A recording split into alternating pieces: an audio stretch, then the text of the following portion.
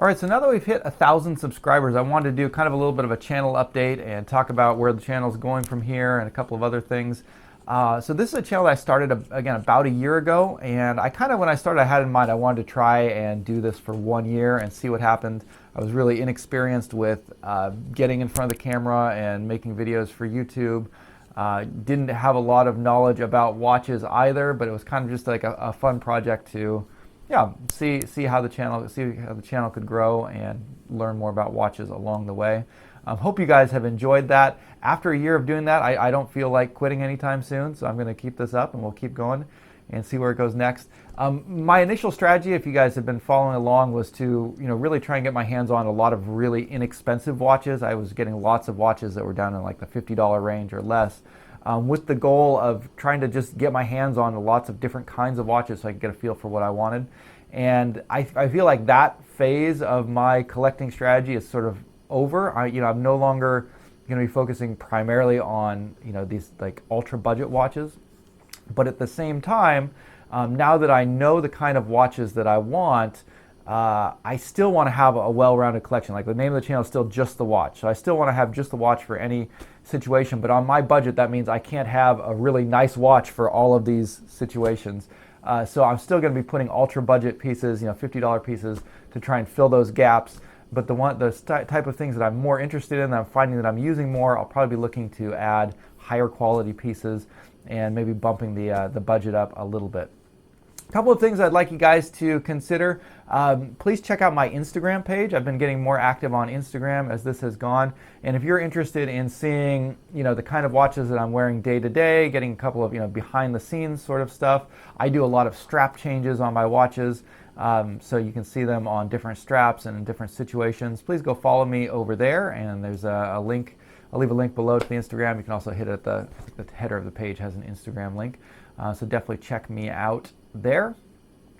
Also, now that we have hit 1,000 subscribers, one of the big milestones in YouTube is that enables the channel to become monetized. So you'll start seeing some ads on there, and I hope that doesn't annoy you, but I think that'll be a good thing for the channel because that's going to generate a very small amount of revenue, which will allow me to get my hands on more watches, maybe do some more giveaways and things like that.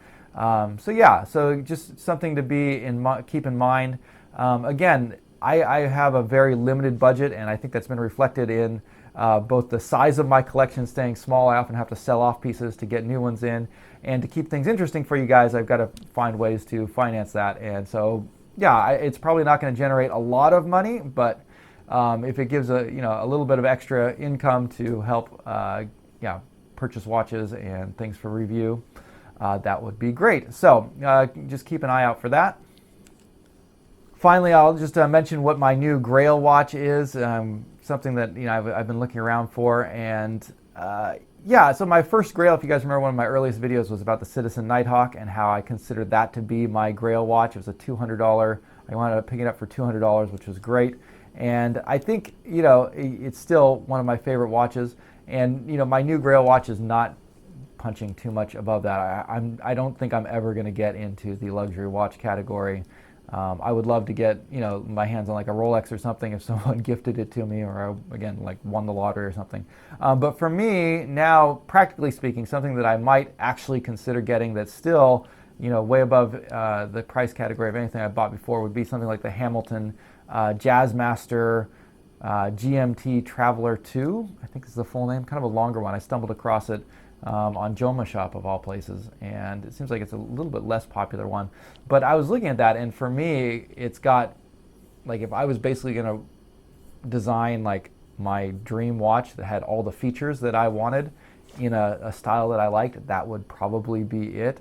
Again, like my profession, my lifestyle, I'm a missionary living in Japan, and so the two complications that I use most on watches is some sort of a timing mechanism so that I can time sermons and speeches, and having a GMT complication so I can keep track of what time it is back in California, where many of my friends and family live.